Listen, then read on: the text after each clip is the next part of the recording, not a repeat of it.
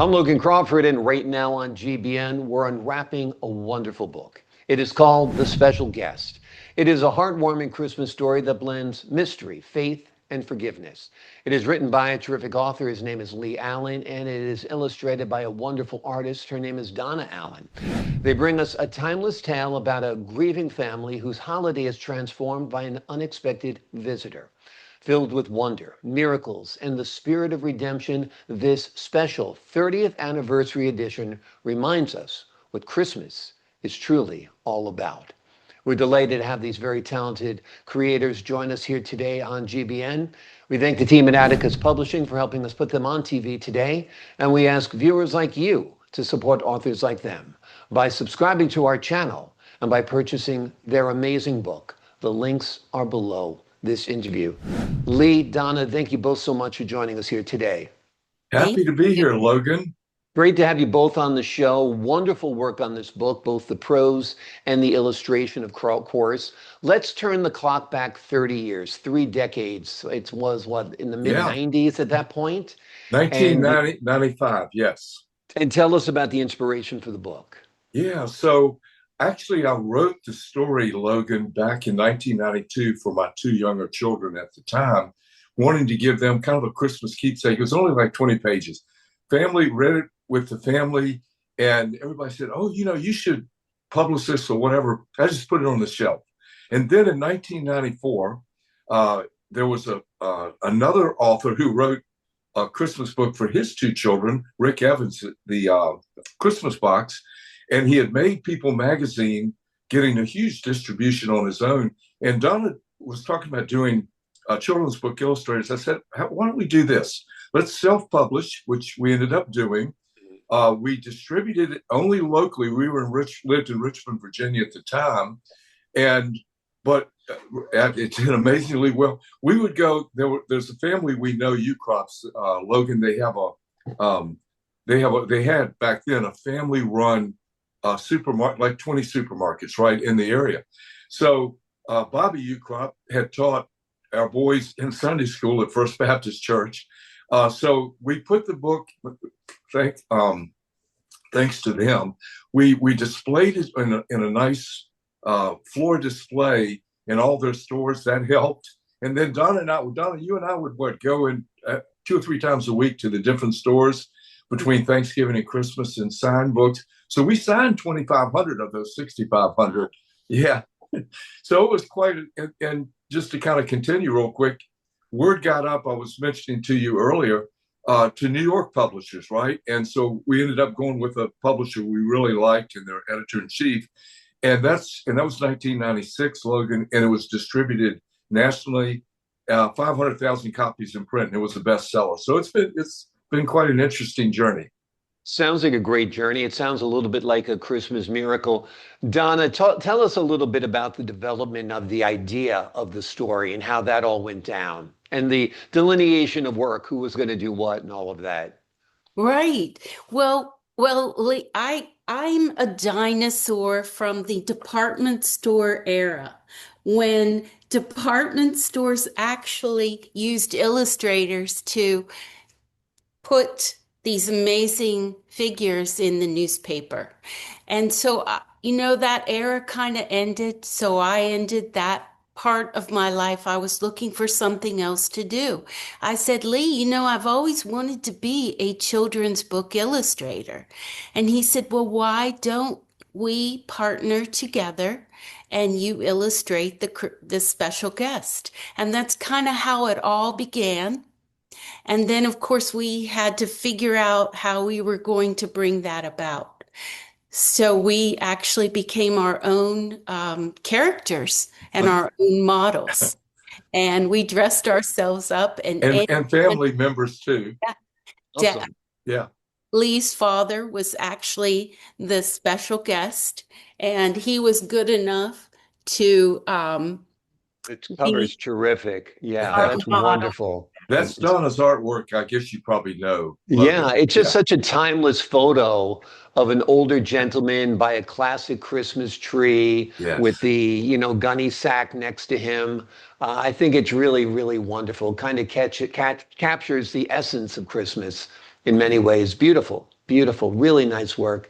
I can Thank see why you guys did so well, even self-publishing, which can be an arduous task.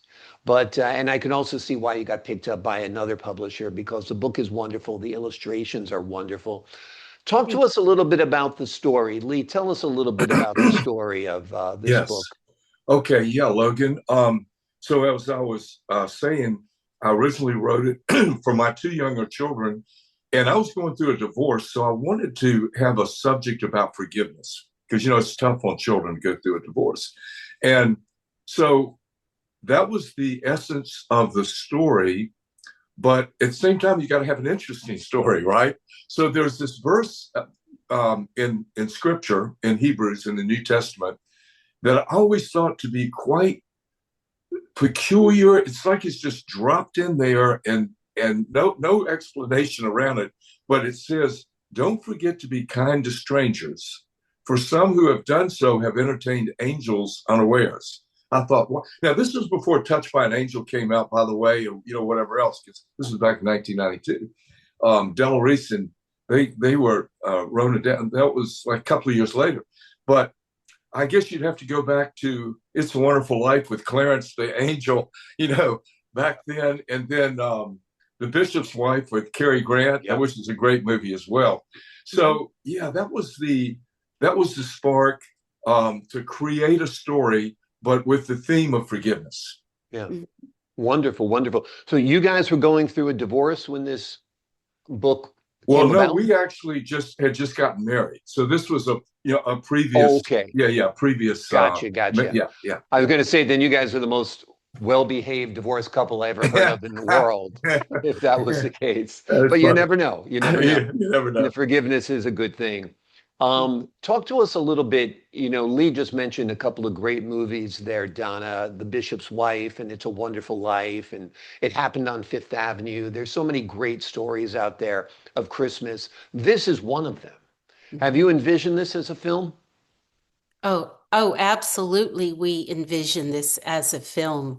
And we actually had some offers and worked through a couple of different offers for making it a film. And very interestingly enough, we weren't truly in our heart happy with how that all developed. So it's really providential that it did not go to film many years ago. I Well, Don, I'm actually sorry. I'm not to interrupt you, but actually, it was supposed to be a CBS movie of the week, if you recall back then, Logan. I don't know whether they made it or not. What we did though is we didn't like the script, so we with Von Zerner Film. So what we did was gave them chain of title. They used a different title for the movie, "To Forgive Divine." None of our characters, and the reason is what Donna's saying is right now we're working on a film project, full feature. That's kind of been the vision for this now for a long time. And so, yeah, not to interrupt you, Donna, but I wanted to give that little bit of clarity. Yeah. So basically, you'd like to maintain creative control. What's that picture you're showing me? Yeah. So every Christmas, Lee and I would go to the Bird Theater, a historical landmark in Richmond, Virginia. This is Carytown. And in the background, if you know what you're looking for, the Bird Theater is right there. Wow. So many of the illustrations in this book are part of our life, part of our story. And if you look to the left, you can see Lee actually walking in the scene. He's got a beard there, and I believe Lee, you might be holding a pipe. Yeah, I Okay, think very cool. Awesome. That's great. It's also great that your pictures are so timeless because so much has been lost today when it comes to decorating for the Christmas season. I almost said holiday season and I corrected myself because it's been replaced with holiday. And I understand people have different holidays, but it's really about Christmas, Mhm. Yeah. And I miss all of the trappings that we would find in little downtowns. I mean, you see a little bit of it today, but not nearly as much. I was in the airport yesterday and they were playing Christmas music. Been like, it'd be nice if they had a couple of Christmas trees and a few poinsettias out as well. Yeah. So I think your book being set in the 90s, with this timeless aspect about it, captures a lot of the feelings of Christmas past. Don't Yeah. you? Do you guys agree? I think we've heard people say that, haven't we, Donna? We have, and you know, Richmond, Virginia is a very traditional city anyway. Yeah. And so we tried really hard to capture those scenes of family gatherings, Christmas tree, and all of that. I've got this one. This is still one of my favorite illustrations. And we do have the Christmas tree here. We have a family setting. And it's just wonderful. There are many things going on in this scene, actually. And I'm not going to tell you all of them, but we do It's have, wonderful. I mean, that just could have been my family, could have been your family Yes. decorating the tree. If somebody's sitting back in the armchair, directing everything, that's usually me. Uh, although I'm very tall, so I put on the Christmas Oh, topper are you? there usually. you Okay. Okay. go. There you go. Well, I gotta say, Logan, that Donna's illustrations to me really brought to life, brings to life the story. It's like if you pull those out, there would really be something missing. You know what I mean? Yeah. It's really, she captures the an illustration at the beginning of each chapter and captures kind of that particular chapter, the scene, really beautifully. And it was a lot of fun, wasn't it? For example, I don't know whether you have that illustration up, Donna, but I had a grandfather who bought a Packard every year, way back. Okay, so the special guest Zachary drives a 1949 Packard, and she illustrated that, drew the Packard there outside Very the cool. supermarket. And it was just and like the duffel bag or the little bag that my dad was holding in that cover picture.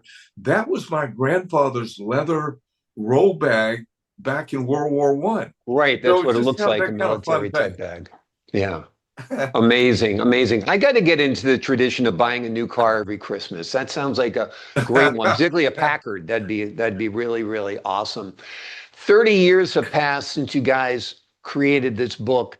You dedicated it originally to your children. Now it's dedicated to your grandchildren. Tell us about all of that and how things have changed so significantly for you in these 3 decades.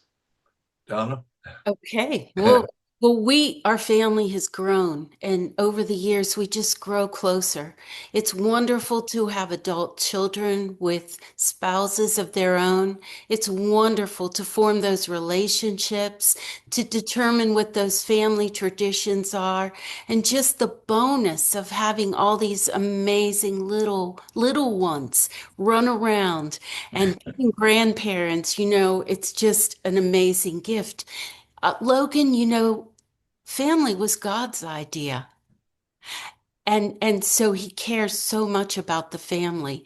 And so Lee and I really do try to capture family traditions, make time for family vacations.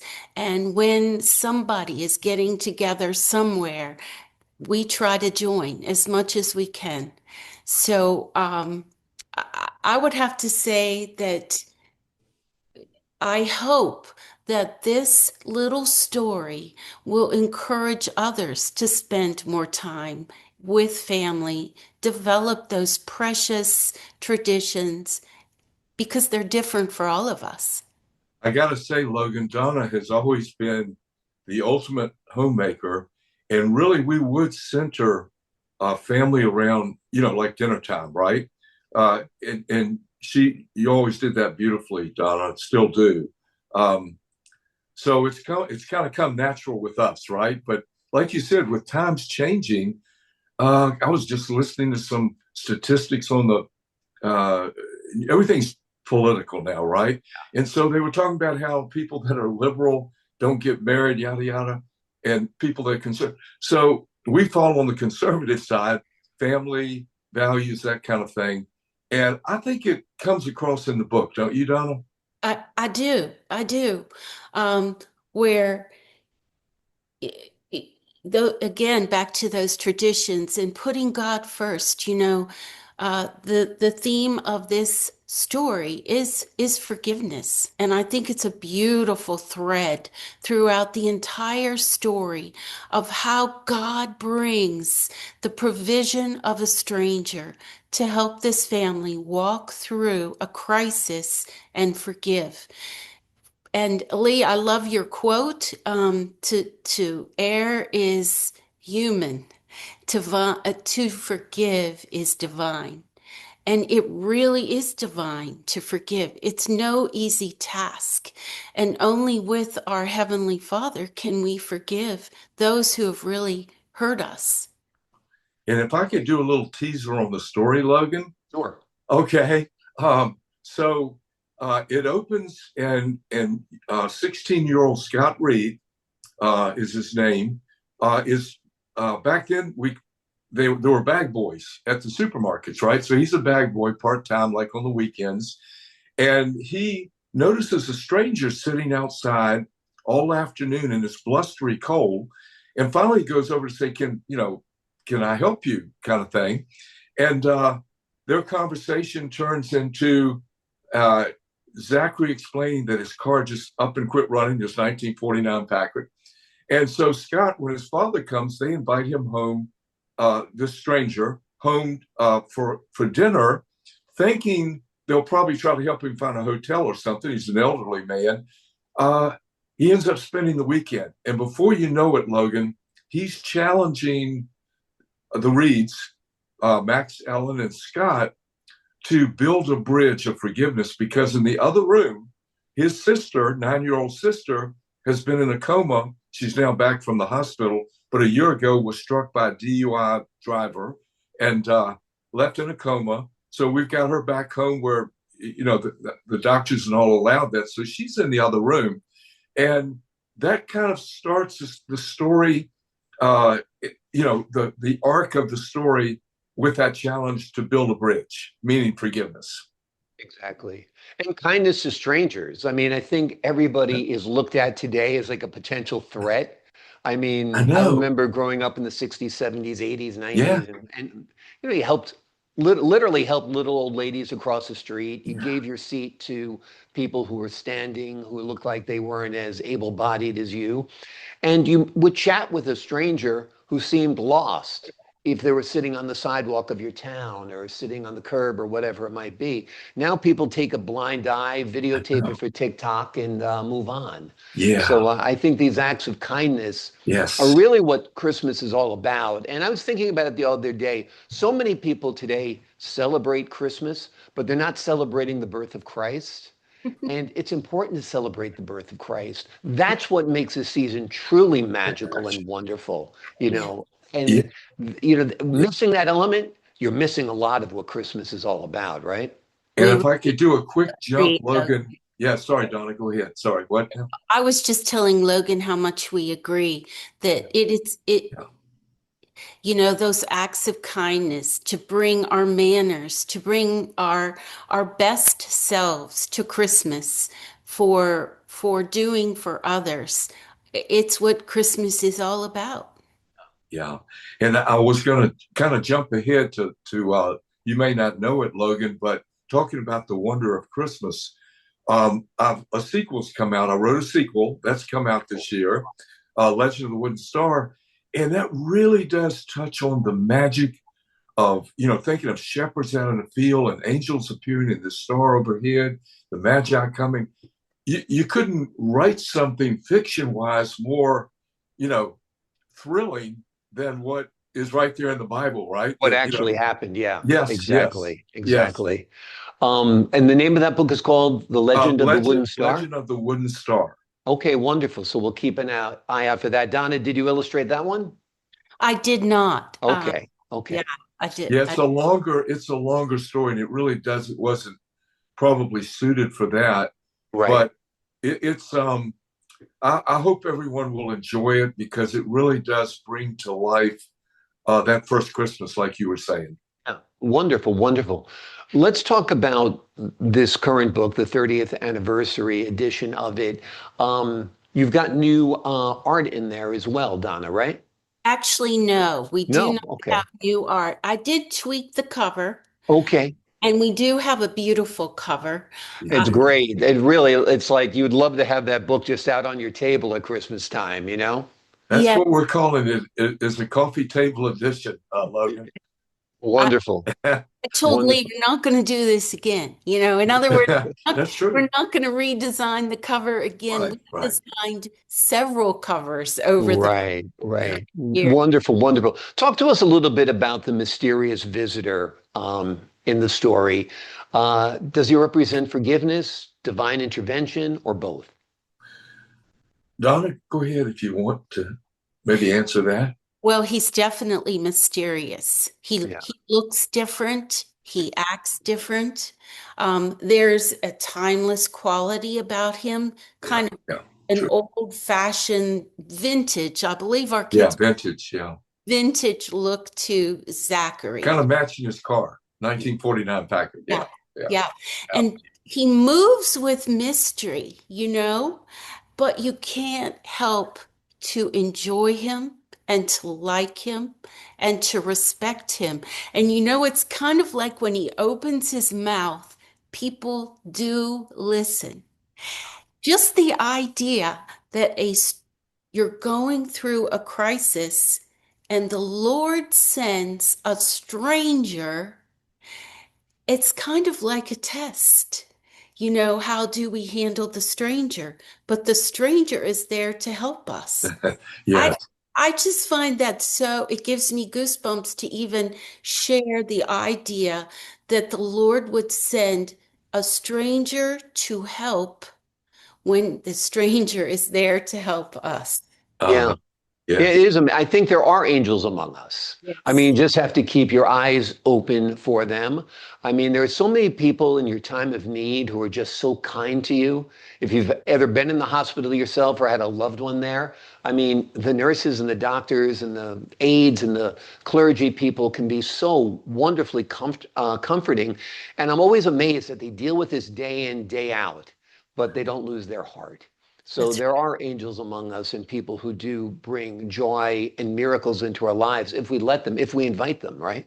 Yeah, exactly. yeah. And we even had people come up to us and tell us of angel type encounters that right then they needed, like Donna, the one you tell about, the accident right outside your home when you were a young girl, Little and girl. how this stranger showed up, right? Yeah. And And helped. out of nowhere. Right. And he helped a man in the last few minutes of his life. And so the man died right there in front of our home. And when my father was asked, well, where is he? He was just gone. Yeah. He was Yeah, that kind of thing's a spine tingler to me. It's amazing. It's amazing. When I was about 12 years old, right around Christmas, maybe 2 days before Christmas, I fell through a window at my house Oh, and wow. slashed my wrist Ooh. really, really bad. A guy walking down the street came to our front door, said he heard it or whatever, and said, I'll drive you to the hospital. Oh, And he drove wow. me and my mom to the hospital. And, Dave's, but like that was like a real life angel because I could have bled out. You know yeah, what I mean? Yeah, Yeah. And it was yeah. amazing. A capture to that story was when I got home, it was now Christmas Eve, and I was in excruciating pain. And I put on an old black and white movie that I'd never seen before. And this movie was so wonderful, it distracted me from my pain. And that movie was It's a Wonderful Life. Yeah. And How about that? that's what introduced me to that film, which of course has a special place in my heart. Oh, Such yeah. a great movie, and I really think if your book was adapted into a film exactly as you envision it, I think it would be a great, great film as well. Hey, we might be knocking on your door to play a part there. That'd be great. That'd be great. Yeah, No, really. wonderful. You never know. You never know. I'll gray up the hair a little bit. Maybe I'll be Yeah, the yeah. mysterious stranger or something like that. I could be Well, driving a Packard. there's a dad in there too, Logan. Yeah. And just what you were saying, it's interesting because the dad, Max Reed, when he first meets Zachary there at the grocery store out in the parking lot, he has this, have I seen you before? Hmm. So I'm kind of doing a teaser here because that will play out later in the story towards the end actually when they discover who the special identity is of their guest, right? Very cool. Now, and then the other part that, talking forgiveness that I think people will really, it's just so perfect for Christmas, is the Reeds will end up befriending the family, three young children and the mom of the man who struck their child. So, like a very unusual uh, act of forgiveness that ends up blessing them because they take these children and the mom to their Christmas play they have, every year at their church. And I think, Donna, don't you? That just, it gives it such an arc of how forgiveness can work. Yeah. So that's another little teaser that Yeah. in the It's story. a tough thing to do, to forgive someone who's hurt your I child. know. I mean, almost an Man. impossible thing to do, right? Yes. Yeah. Yes, How very. much of this was inspired by real life? I know you used some family members for the artwork, for Yeah. models and so forth, but what about the story? What about Yeah, characters and I people? gotta tell you, Logan. I truly, and Donna said this for forever. I think it was inspired. I know that can sound kind of lofty, but I remember writing it back then.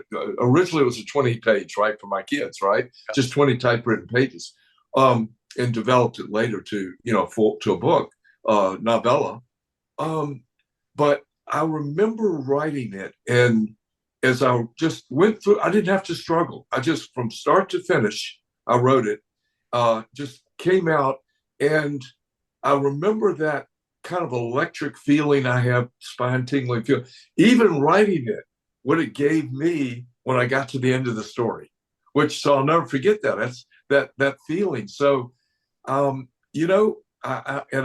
can tell talking with you that I think you'd agree that sometimes there's an inspiration that you really can't claim for yourself. It just, you were the mouthpiece or the pen, the one that was putting it to paper, but it was outwardly inspired.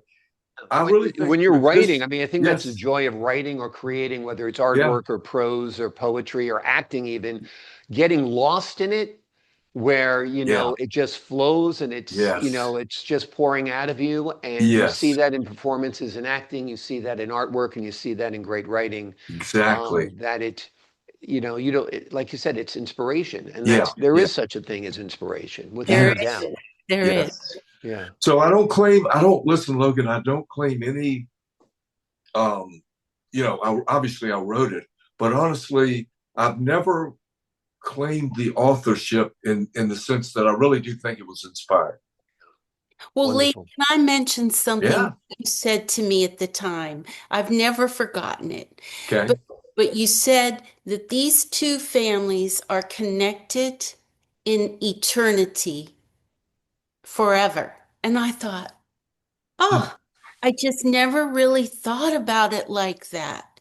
But those two families are connected in eternity, and how they work through this situation Yeah. is Amazing. It's a heartwarming event, but I gotta say, in the end, as you would want, there's a miracle. And so the ending, I think, it ends up being a beautiful climax, Logan, of the story and how you would want a good Christmas story to end, right? Absolutely. Absolutely. And the sense of the eternal is wonderful. Again, that's another thing that makes the Christmas season so wonderful. It's the promise of Christ. The promise of Christ is Yeah, the promise yeah, of eternity, of eternal life. And I think you've captured that wonderfully in this book, of course, as well about as acts of kindness, acts of forgiving, and just the essence of Christmas.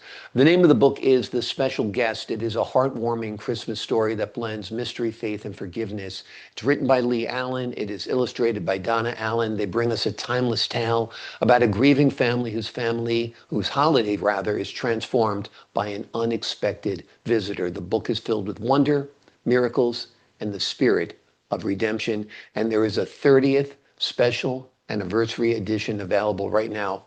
Pick it up, read it to your kids, read it to your family, cherish it, enjoy the artwork, keep it with all the tchotchkes that you have out there for Christmas. You'll just love it. Hey, Lee, Logan, Donna. can I Sure. possibly add one thing here? Sounds Yep. like yeah. Um, really excited that back 30 years ago, we donated a portion of each book to Angel Tree, which is a prison fellowship ministry that makes Christmas special for children of incarcerated parents. Often, there's a money issue and what have you. This time, we're super excited. We are supporting Operation Christmas Child. Probably a lot of your audience will have heard of it because part of Samaritan's Purse, they end up these uh, members of churches will fill a box. If you can kind of see this, it's like a shoebox size with gifts, toys that children in underdeveloped we take for granted they don't have access to, but they end up shipping out around the world 9 to 11 million boxes. Is that Wonderful. unbelievable? I'm just so we're really excited to be a official partner with them. That's great. So you guys are Santa's helpers as well, which is great as I well. guess Spreading so. holiday cheer, Christmas cheer. I think it's wonderful. Lee, Donna, thank you both so much for joining me here today. We Thank enjoyed. thank Yes, thank you, Logan. Great, I great enjoyed so much speaking with you as conversation. well. God bless you both. To the folks at home, I'm Logan Crawford for the Global Book Network. So long for now.